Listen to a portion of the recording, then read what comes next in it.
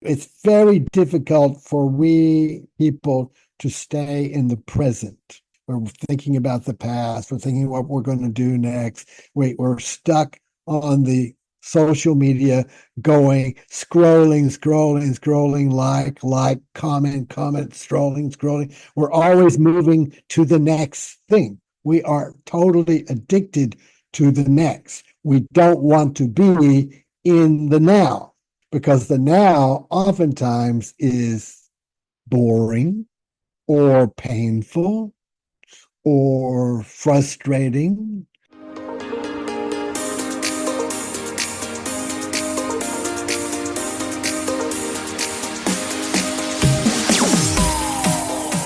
It's that time of the week, mental health champions. We're bringing on an awesome guest today, looking at things from a different lens as a professor, human potential consultant, focusing on neurolinguistic programming, intuitive and Ericksonian hypnotherapy, insight meditation. Well, James, welcome to the show. I'm so honored to have you and can't wait to learn from you. Glad to be here. It's going to be a great episode. You've got a book also on mental health. We'll talk on that. Future writing with authors episode, of course. But James, I always like to start at the beginning on this show. Share your mental health journey, starting from wherever you feel comfortable, where you started focusing on that mental health. Well, for mental health, for me, I grew up in a rather dysfunctional kind of family.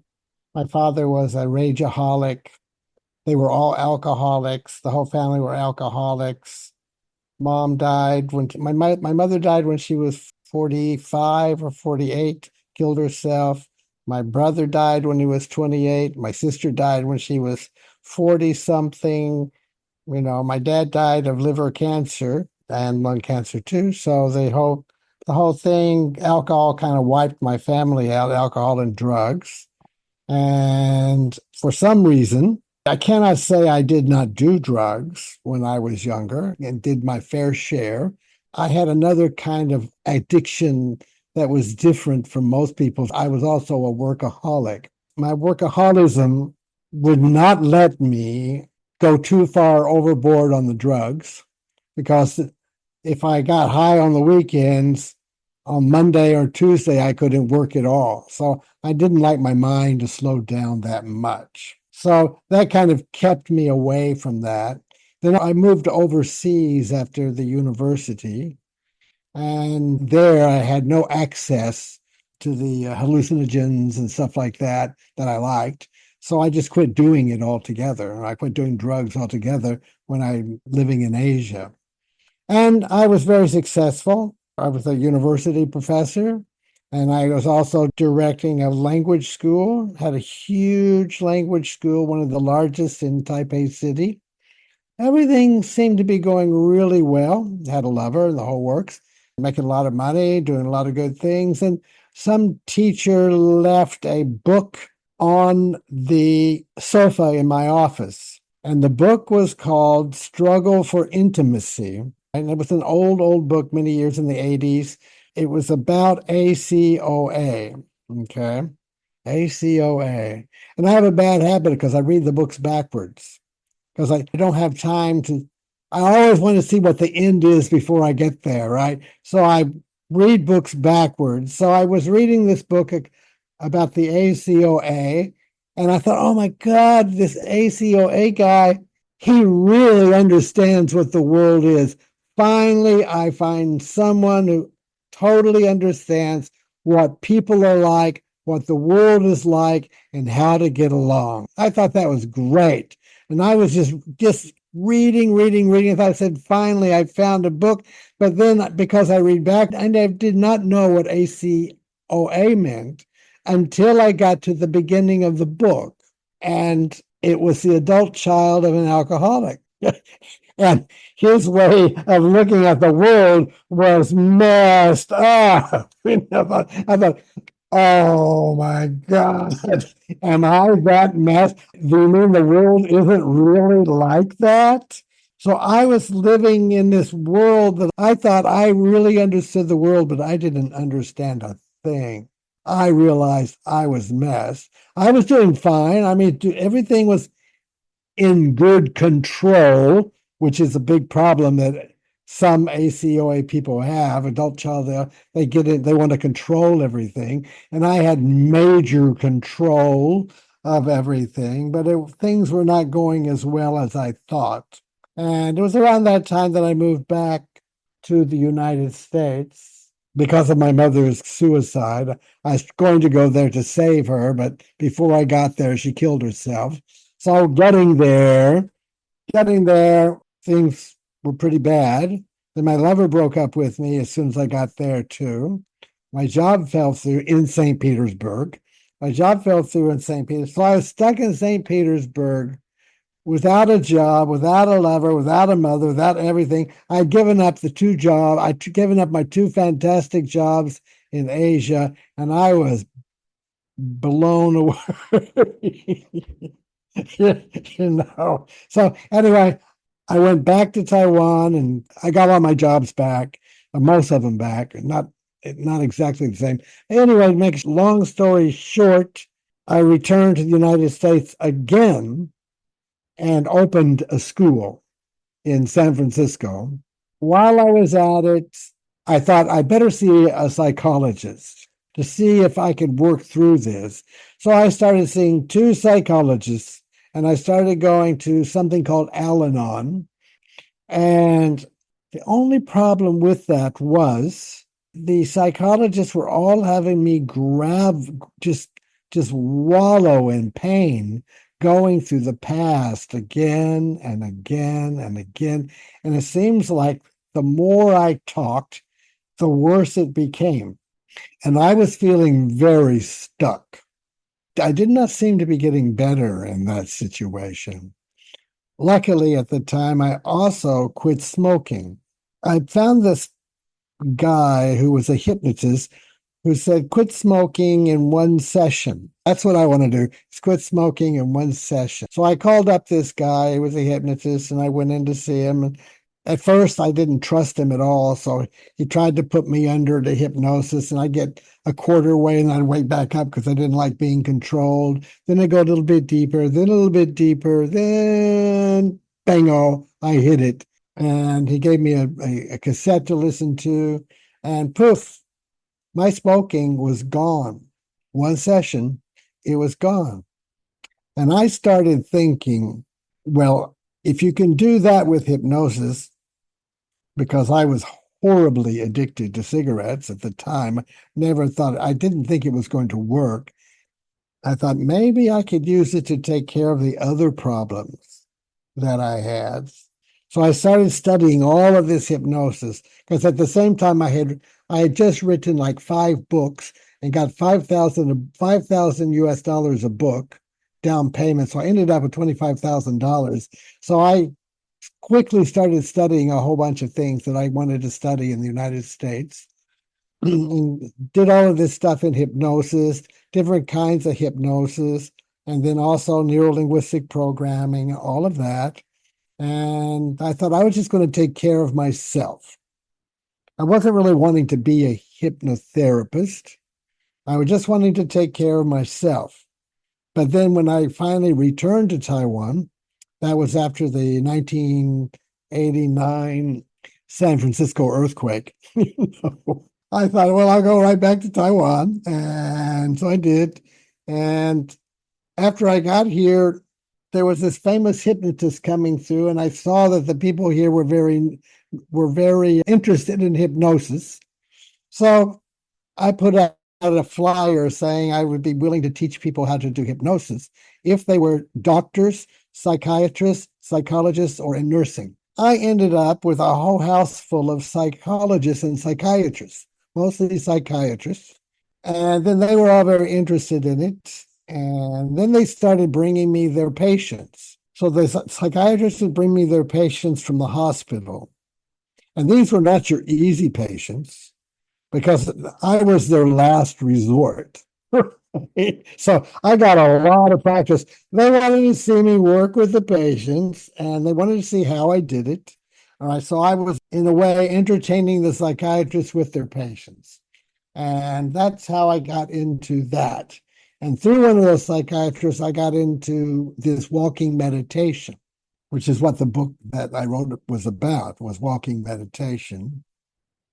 And during that meditation retreat, it was the second epiphany I had. The first epiphany was reading that book backwards. Okay. During the meditation, they were doing two kinds of meditation. One was a sitting meditation, and the other one was a walking meditation. And during my walking meditation, all of this garbage started coming out of in my head became a soap opera.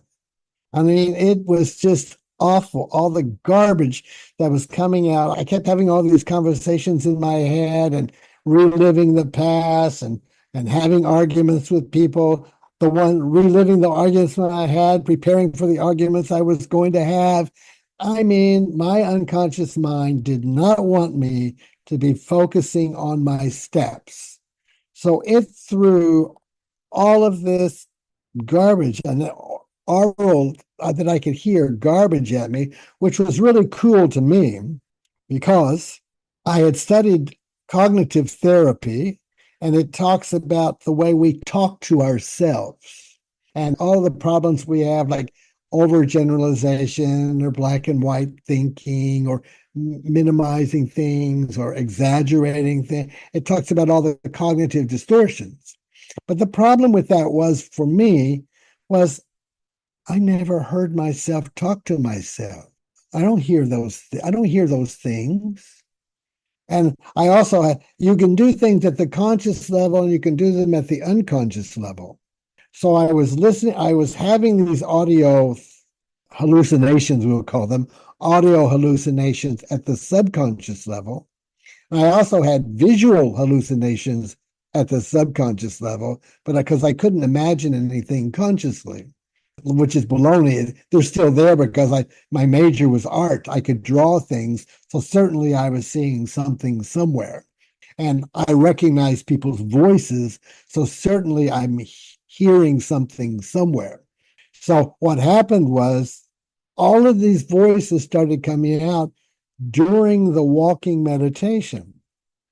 And finally, I could hear them.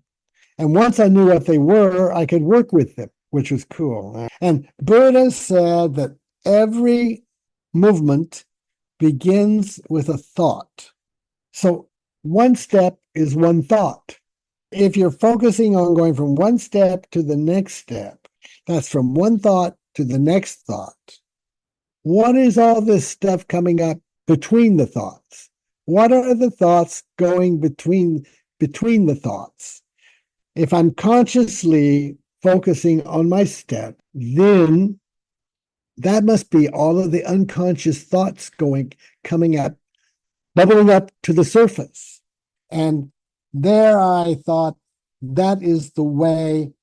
You don't need to have any skills as long as you know what they are and you learn a little bit about them to be able to treat yourself, to be able to change those thoughts or ignore those thoughts.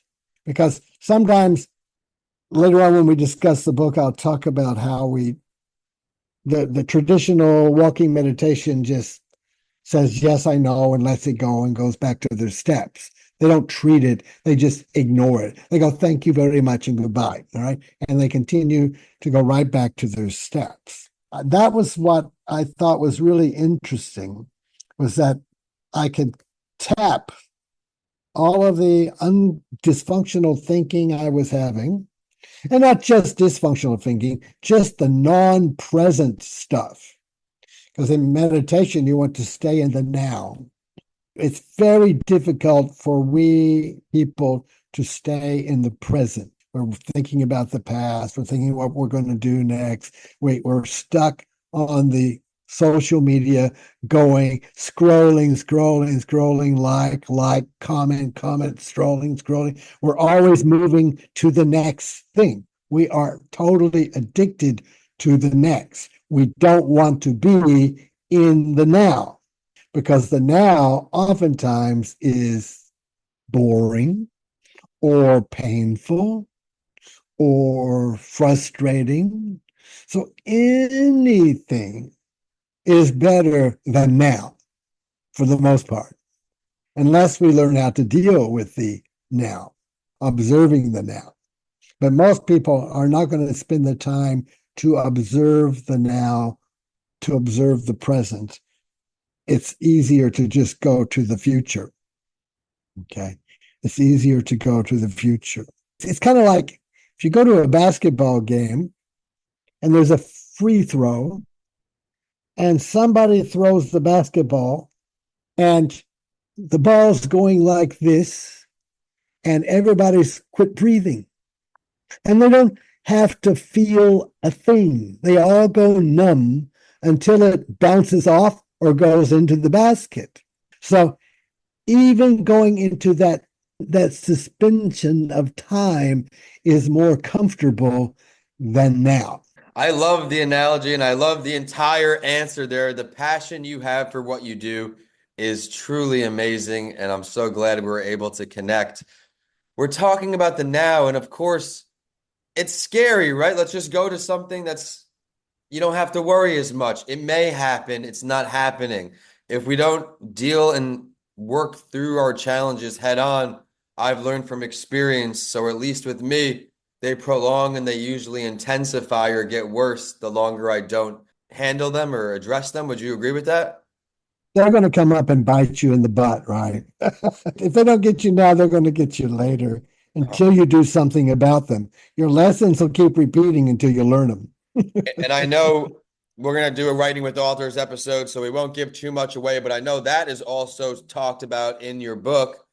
We'll get to the good writing questions, the tips, why you wrote the book on that show.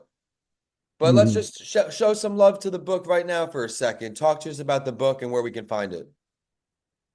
Well, the book is just called Mind Your Steps and a thought walk meditation practice. All right. It was kind of hard to call when I describe it to professionals. I call it a cognitive therapy informed walking meditation book. Right. So I put the two together. And the only reason I wrote it was it works very well. I could write it out in a very, very short book, a little manual that anybody could do. And I wanted to get that out there because I'm not getting any younger. I want to leave some of my information out there before I go. That I think can be very helpful to a lot of people. And it's not very religious. It's based upon Buddhism, but it's not Buddhism per se. It's just staying in the present and how to handle the present. And I show people how to handle the present. Like I said, the reason I wrote the book was when you do traditional walking, you just say, I know, I know, I know, and go back to your steps. But it could just as easily, when people do the walking meditation, they only focus on their steps, forgetting that the steps are thoughts. And they say, oh, don't pay any attention to your thoughts, but pay attention to your steps. Well, that's where they're wrong. The steps are also thoughts. So if you are observing your step thoughts, why can't you observe your thoughts at the same time? Since we are observing the thoughts. And that's what the book is about. You're bringing Right. awareness to such an important issue and area of topic, I should say, just like you did throughout the show. So thank you so much, James, for taking some time to come on this show. Where can we find more about you online? Where can we say hello? If you go to www.zenx,